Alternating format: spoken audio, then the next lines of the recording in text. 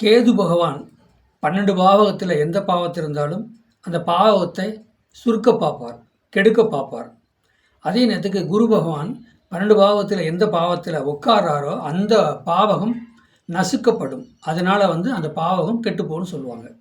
குருவோட பார்வை, அதாவது குருவோட பார்வை 5, 7, 9ஆம் பார்வை அந்த பார்வைக்கு பலனை கொடுத்துருவார். குரு பகவான் உட்கார்ந்த வீட்டை கெடுப்பார், பார்வைக்கு பலனை கொடுத்துருவார் அப்படி சொல்லி நாங்கள் படிச்சிருக்கிறோம். எங்கள் குருமார்களும் அந்த மாதிரி சொல்லி கொடுத்துருக்குறாங்க. இப்போ லக்கணத்துக்கு 2ஆம் இடம், இப்போ ஒன்றும் இல்லைங்க, மகரத்தில் குரு பகவான் இருக்கார்.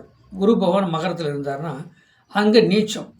அப்போ அந்த மகரத்தில் குரு பகவான் இருந்து அந்த குருவோட கேது ஜனன காலத்தில் கேது ஒரு சாதகரை பிறக்கும்போது மகரத்தில் குரு இருக்கார், அந்த குருவோட கேது இருக்கார். அப்படின்னா அந்த சாதகர் பிறந்து வளர வளர வளர எவ்வளோ வளர்றாரோ அந்தளவுக்கு கடனாளியாக தான் இருப்பார்.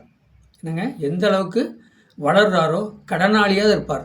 கடன் கடன் கடன் பாடுபட கஷ்டப்பட வட்டி கட்ட, வட்டிக்கு வட்டி கட்ட, கடனை கட்ட, இப்படி தான் இருப்பாருங்க.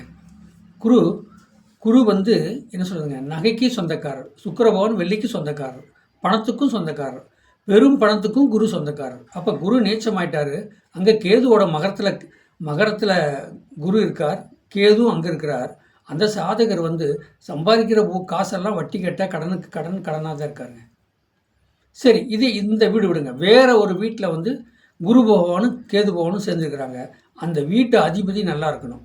அந்த வீட்டு அதிபதி 3, 6, 8, 12க்கு போனாலும் அவர் நீச்சமானாலும் அதே மாதிரி அந்த பாவகத்துக்குனால இந்த சாதகர் கடனை வாங்கி கட்ட முடியாத சூழ்நிலை வந்துடும்.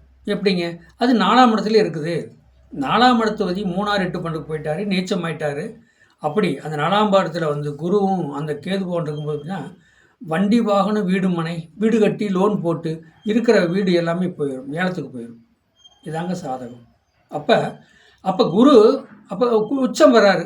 குரு சரி, தனுசில் குரு இருக்கார், மீனத்தில் குரு இருக்கார், கடகத்தில் உச்சம் வர்றாரு, குரு இருக்கார். அப்போ தனுசில் குரு இருக்கார், கேதுவோட இருந்தார்னா அப்போ அந்த பொண்ணும் பொருள் சொத்து சொத்தோடு அவர் வாழ்வார். கடன் இருந்தாலும் கடனை கட்டி மீண்டு வாழ்க்கையில் செய்வார். மீனத்தில் குரு இருக்கார், அந்த குருவோட கேது இருக்கிறார். அப்போ அந்த கேது இருக்கும்போது அவரும் வண்டி வாகனம் வீடு மனை, காலப்புருஷனுக்கு 12ஆம் இடம், வெளியூரில் போய் இடம் வாங்கி வீடு கட்டி உல்லாசம் சந்தோஷமாக இருக்கக்கூடிய வாய்ப்பு நிறைய இருக்குது. கடகத்தில் குரு இருக்கார், அங்கே கேது பகவான் இருக்கார். அப்படின்னா அதே மாதிரி தான் பொண்ணு பொருள் சொத்து சோகம். அப்போ ஆன்மீகத்தில் கோயிலில் வேலை செய்கிறது, கோயில் தேவஸ்தானம் எடுத்து வேலை பார்க்குறது, இல்லை கோயில் கட்டுற பொறுப்பை விட்டு விட்டுருவாங்க. அந்த வகையில் சம்பாரித்து நல்ல வகையில் முன்னுக்கு வரக்கூடிய வாய்ப்பு நிறைய இருக்குது. பாருங்களேன், இப்போ குருவோட கேது சேர்ந்தா மகரத்தில் இருந்தால் கடனாளியாகவே கடைசி வரைக்கும் காலம்புறம் கடனாளியாக தான் இருக்க சொல்ல வரும். தனுசில் குருவும் கேது இருந்தால் ஓரளவுக்கு வாழ்க்கையில் கடன் இருந்தாலும் கட்டி முன்னுக்கு வர முடியும். மீனத்தில் கேது குரு இருந்தாலும் கடனை கட்டி முன்னுக்கு வரக்கூடிய வாய்ப்பு நிறையா இருக்குது. மகரத்தில் குரு இருந்தாலும் கேது இருந்தாலும் கடனை கட்டி முன்னுக்கு வரக்கூடிய வாய்ப்பு நிறையா இருக்குது. அதாவது கடகத்தில் மகரத்தில் இருந்தால் தான் நீச்சம் ஆகிறார். அப்போ கேதுவோடு இருக்கும்போது கடனாளியாகவே இருக்கிறார். கடகத்துக்கு போகும்போது கடகத்தில் உச்சமாகிறார். கேதுவோடு இருக்கும்போது வளர்ச்சி அடையுது. அவருடைய சாதகம் மேலும் மேலும் வளரக்கூடிய தன்மை கொடுத்துட்டு போகுது.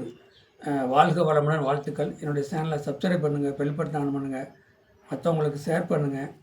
95 14 77 10 74 நம்பருக்கு வாட்ஸ்அப்பில் சாதகம் அனுப்புங்க. வாழ்க வளமுடன்.